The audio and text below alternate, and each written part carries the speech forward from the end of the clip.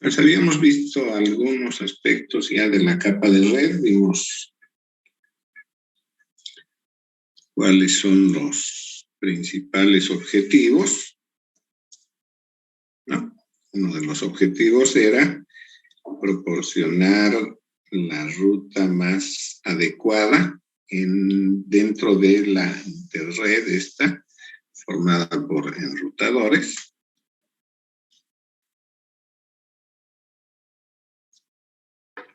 ¿No? Decíamos que los enrutadores son en la mayor parte de propiedad de alguna compañía que brinda servicios, a la que hemos denominado IST, proveedor de servicios de Internet. Pero también hay algún enrutador, digamos, que es de propiedad del usuario mismo. Ahora, del lado del usuario puede haber toda una red LAN, ¿no? Una red LAN dentro de una empresa, y esta red, a través de un enrutador, está conectada con la red del proveedor de servicios, con el IST. Luego también vimos que hay una entidad que proporciona direcciones IP a quienes las solicitan, ¿sí? Pero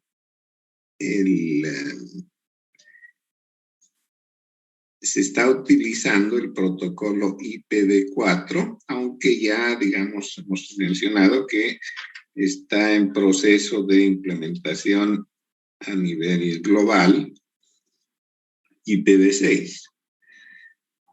La desventaja que tiene el IPv4 es que está muy limitado en cuanto al número de direcciones, ¿no? Ahora, el tema aquí es, si yo tengo una red LAN en una empresa, pongamos pequeña, que tenga 20 o 50 computadoras conectadas en red,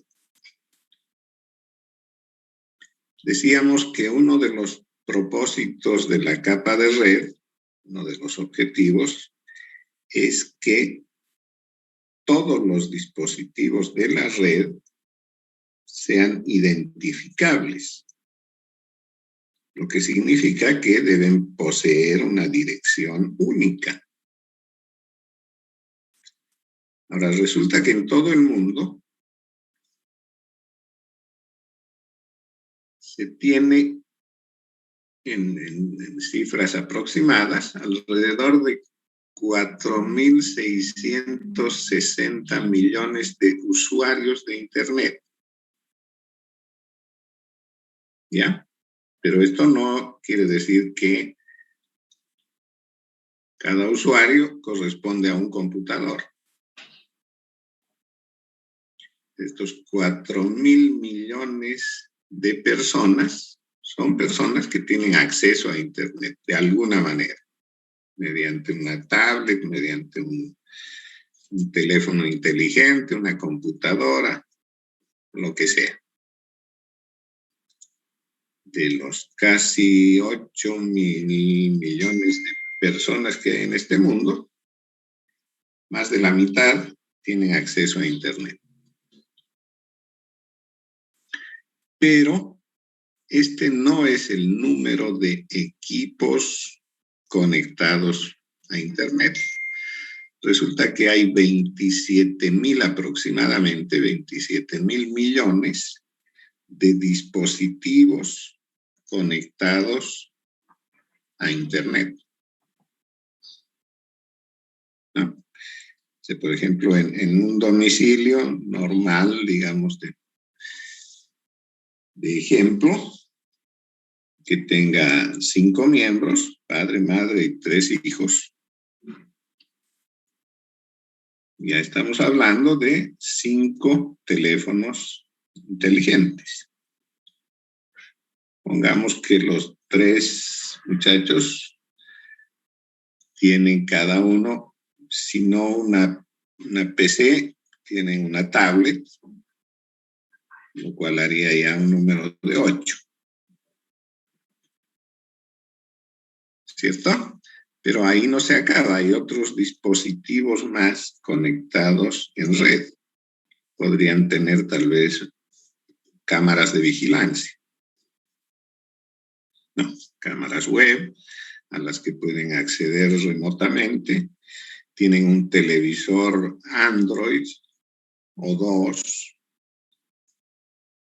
¿cierto? El televisor Android está conectado a la red de Internet. Entonces, esto, vean que para un número de 5 miembros de una familia, se ve incrementado notablemente en cuanto a dispositivos conectados en red.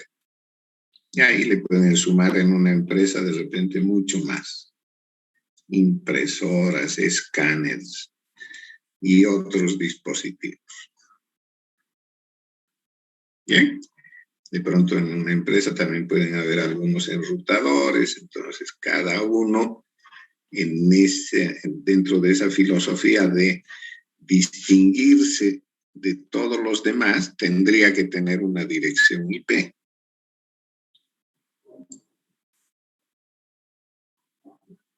No que sería inviable, porque el número de direcciones IP disponibles se habría agotado hace muchos años atrás. Entonces, ¿cuál es la solución a esto? Dentro de las limitaciones que nos presenta las direcciones disponibles en IPv4, es que tenemos un requerimiento mucho más alto de lo disponible.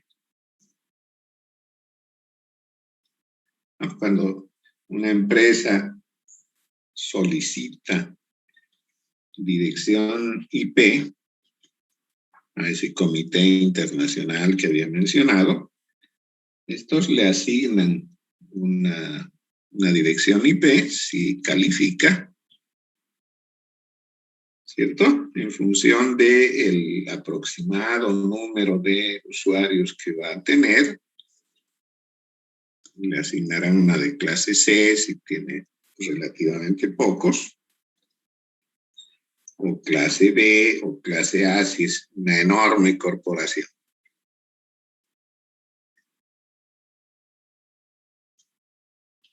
Bien, y él distribuye entre sus usuarios las direcciones disponibles.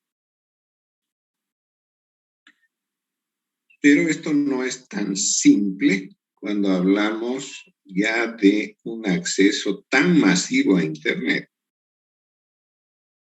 El caso de un domicilio. ¿Quién debería asignarle la dirección IP a esa casa, al enrutador de la casa? No va a ser el comité, ¿cierto?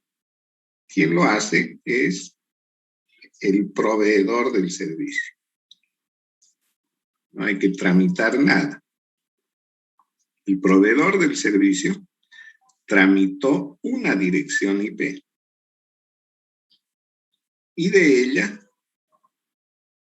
debe distribuir direcciones a sus usuarios,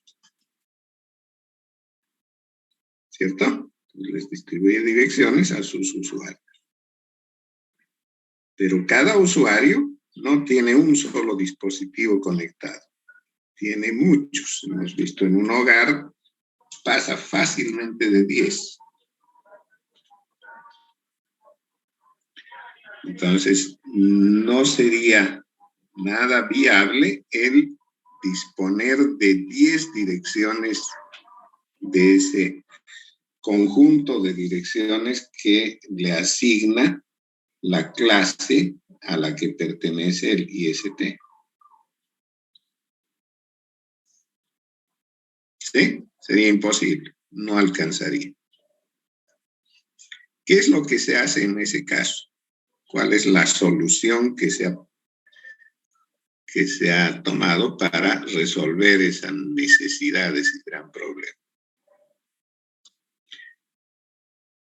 Es dividir direcciones denominadas externas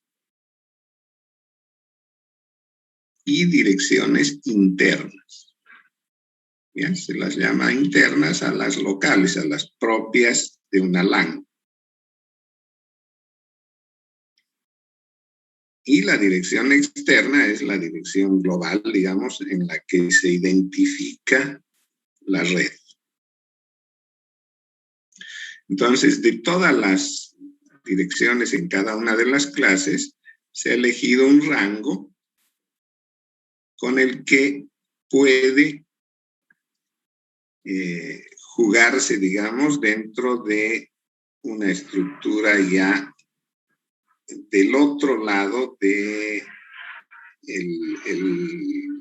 la Internet.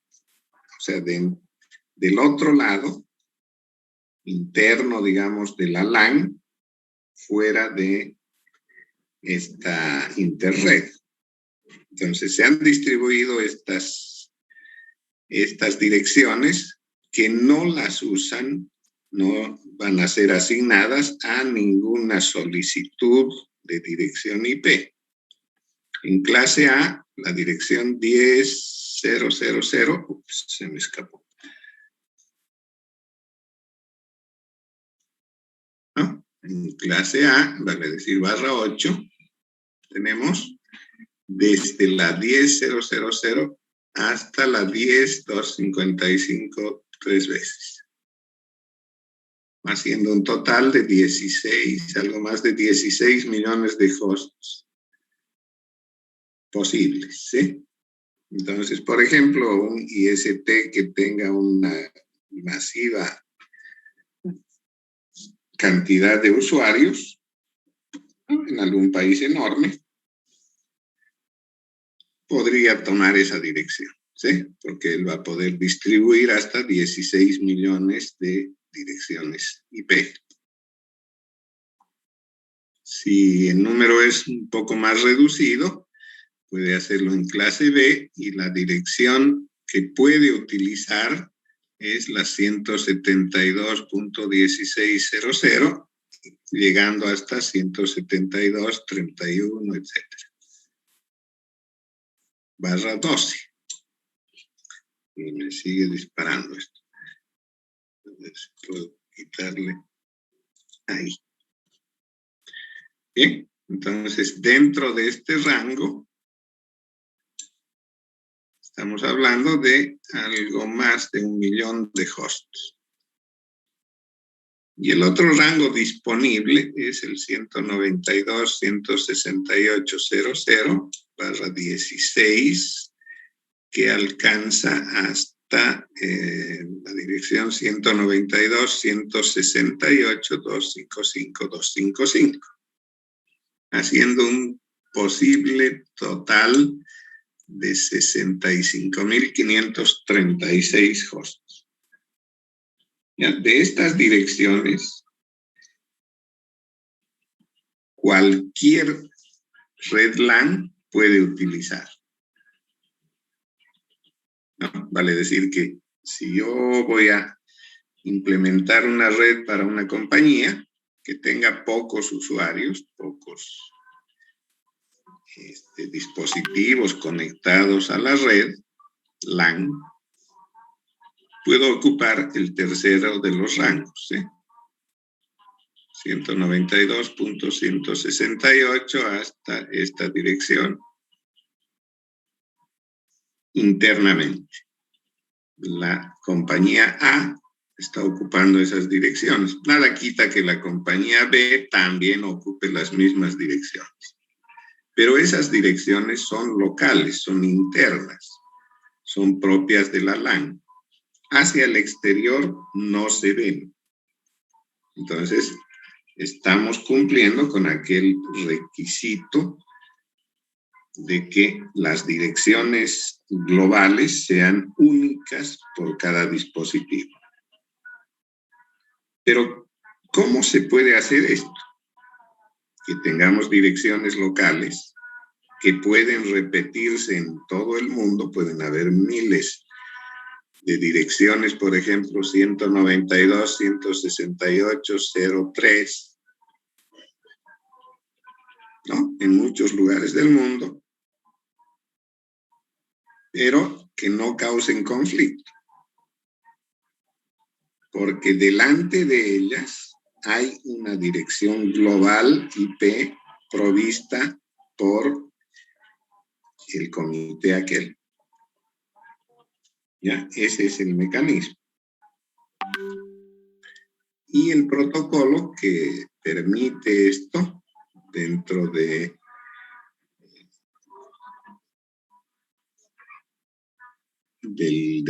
conjunto de protocolos disponibles se llama NAT, N-A-T. Lo que significa traductor de direcciones de red. ¿Ya? Entonces, este protocolo lo que hace es traducir de una dirección local interna hacia una dirección externa.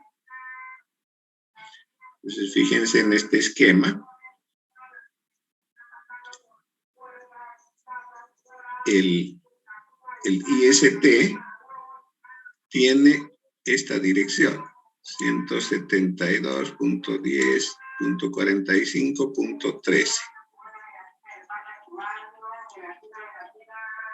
De otro lado, hay otro usuario dentro de esta distribución global que tiene la dirección 234.13.201.11. Esas direcciones son únicas,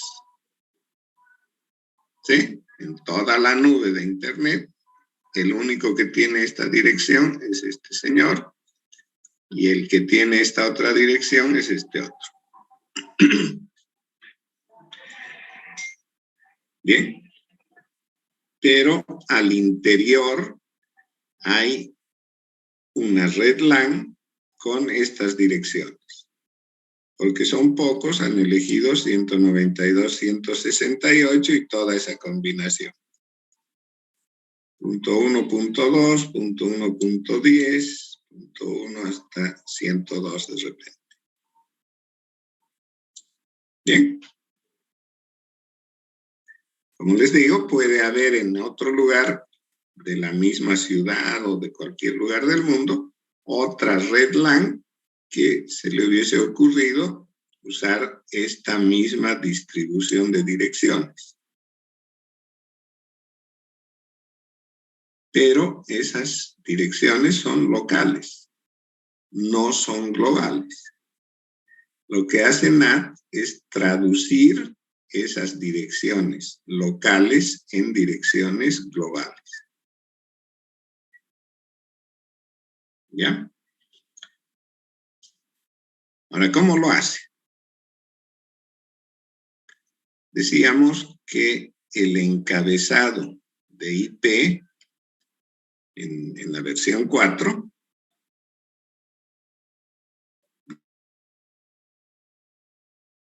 una opción, digamos, donde se pueda contribuir a esta traducción, ¿sí? Lo que tiene en el encabezado IP es un campo para la dirección de origen y otro campo para la dirección IP de destino. Y otras opciones que tienen su propio uso. En ningún caso podemos usar esto para contribuir a NAT en la traducción de dirección hacia una dirección global. ¿Cierto? Entonces, si este usuario que está acá de la red LAN de la izquierda, este lo llamaremos A. quiere comunicarse con este servidor, tal vez sea este B.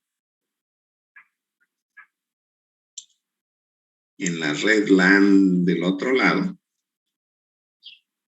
les decía que nada quita que otra compañía internamente en su LAN tenga esta misma dirección, ¿sí? Entonces, ¿cómo hace el protocolo para saber que se trata de este dispositivo A que quiere comunicarse con este dispositivo B si del lado de la LAN puede haber muchas LANs en las que se repita la misma dirección? ¿No? Dentro de lo que hemos visto como encabezado de IP, no hay la posibilidad de hacerlo. La solución se traslada a la capa superior, vale decir, a la capa de transporte. En la capa de transporte en Internet se utilizan dos protocolos básicamente. El protocolo TCP y el protocolo UDP, ¿no? El uno orientado a la conexión, el otro sin conexión. Entonces, hablemos de TCP básicamente. TCP, en lugar de utilizar lo que en la capa de red se conocen como direcciones IP, utiliza puertos. Entonces, lo que hace es conectar un puerto con otro.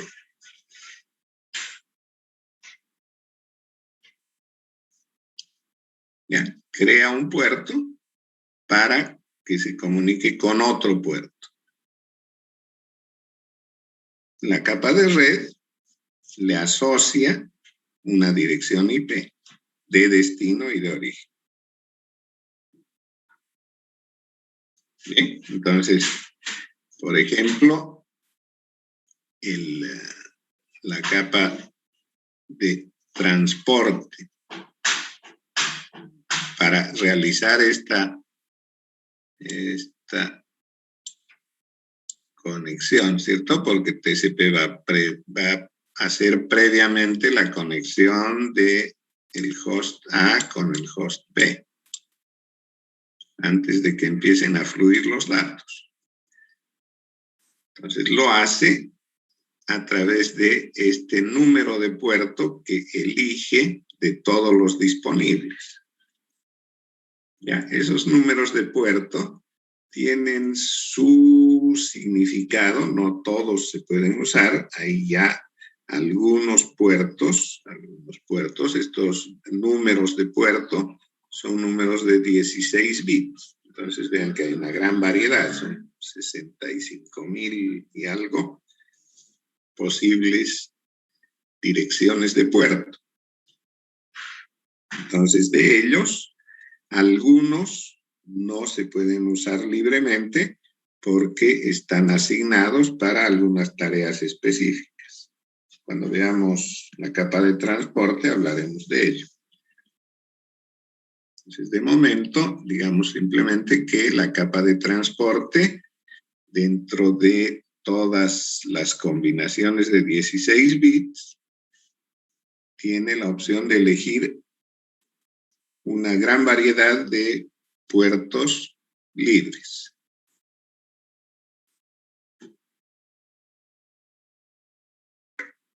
Entonces, tanto del lado del origen como del destino, se va a asignar un puerto para el proceso que se quiere realizar de conectar el host A con el host B. Bien, entonces en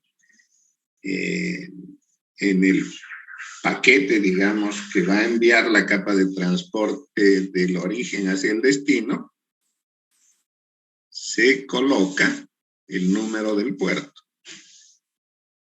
Esto obviamente va a ir en el encabezado de TCP.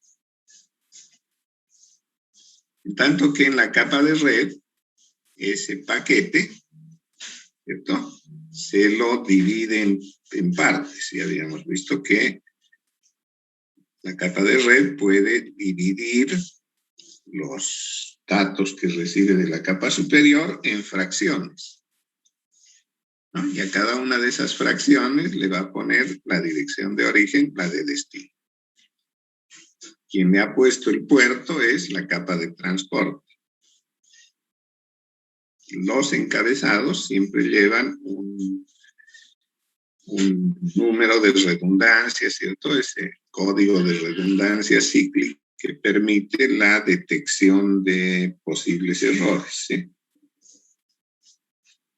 Entonces, habrá un código de redundancia cíclica en cada uno de los encabezados, tanto el encabezado de TCP como el encabezado de IP. El encabezado en capa de transporte y el de capa de red. En el de la capa de transporte está incluido el puerto. En el de la capa de red está incluida tanto la dirección de origen como la de destino.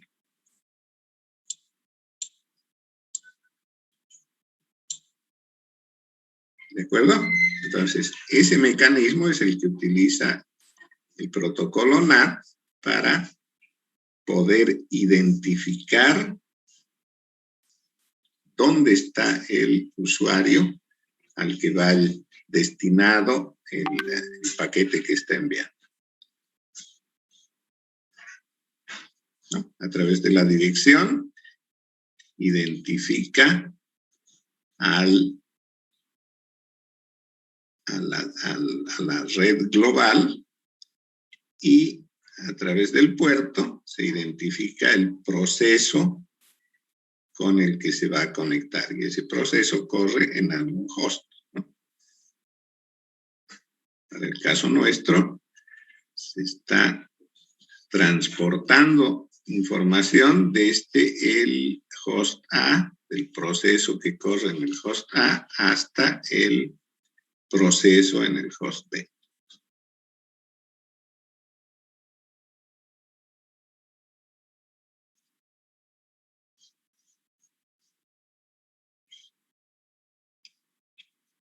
Bien.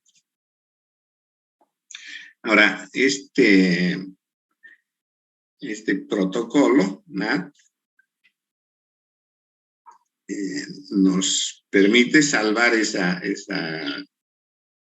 necesidad que tiene IPv4 en cuanto a número de direcciones asignables, ¿sí? Para mantener la identidad única de cada host con su propia dirección, NAT hace esa traducción, ¿no? Necesario en IPv4. Ahora, a futuro, seguramente en algún momento se hará un corte e IPv4 no irá más y todo va a ser IPv6. Ya de hecho, se está fusionando, es decir, se está utilizando en muchos casos los dos protocolos. Pero aún sigue vigente IPv4, ¿no? Entonces ahora les toca a ustedes hacer una tarea. Investigar el protocolo IPv6, ¿no? Hacer un estudio de este protocolo, cuáles son sus características, qué es lo que lo distingue, comparar con IPv4 y determinar el estado de implementación que tiene. Dónde se está utilizando, posiblemente ya en algún lugar se hizo el corte y no hay más IPv4, Sí, entonces vean el estado de implementación que tiene respecto a IPv4. ¿No? Entonces ese trabajito lo van a subir a la plataforma móvil, en un documento PDF. ¿Ya? Y en la clase del martes lo van a exponer.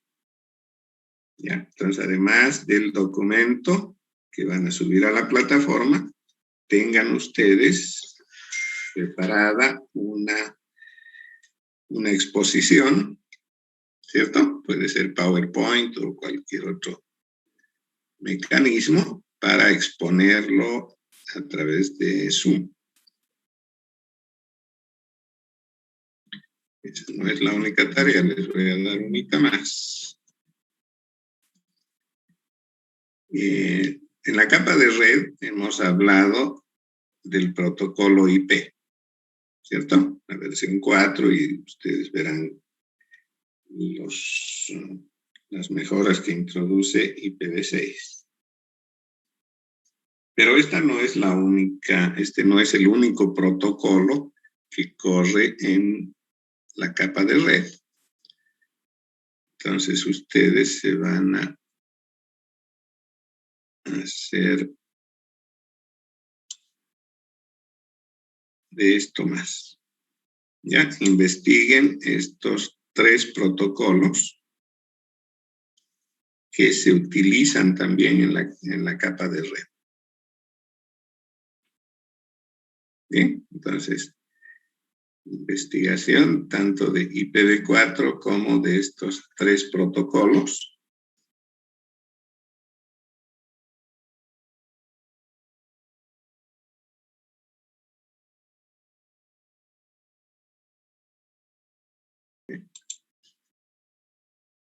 Ahí. Bueno, entonces 2 tareas para el martes. La investigación de IPv6 y la otra de estos 3 protocolos. Entonces, tanto una como la otra en un solo documento, IPv6, y en otro documento, los 3 protocolos. ¿Ya? Y para cada una de ellas se preparan una pequeña presentación, puede ser PowerPoint, para exponer el tema o los 3 temas de investigación. Bueno, eso para el día martes.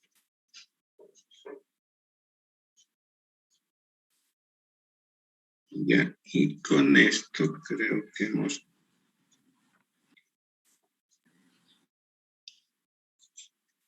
Era una pregunta. Dígame.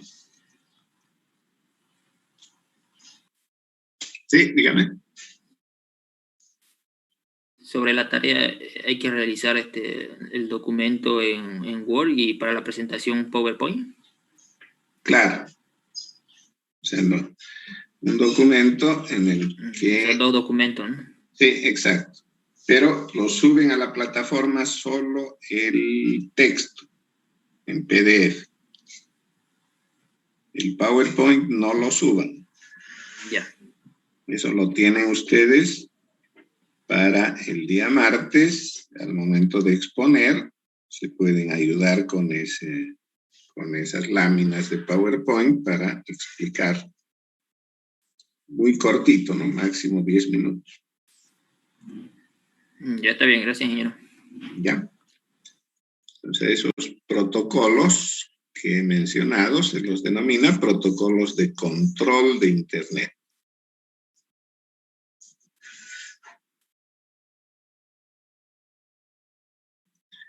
Bien. Creo que no tengo más para hoy día, además que tengo una reunión. Ya, entonces suspendemos la clase hasta el martes. Con esas 2 exposiciones que harán ustedes, habríamos terminado la capa de red y podemos empezar la de transporte. Antes de la de transporte vamos a ver muy rapidito lo que es, por lo menos las bases de lo que es el cableado estructurado. ¿Ya? Y con cableado estructurado harán un proyectito que va a ser parte de la nota del segundo parcial.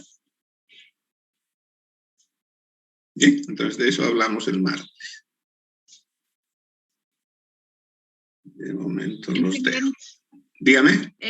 ¿Y nos podría pasar estas diapositivas, por favor, al grupo de WhatsApp?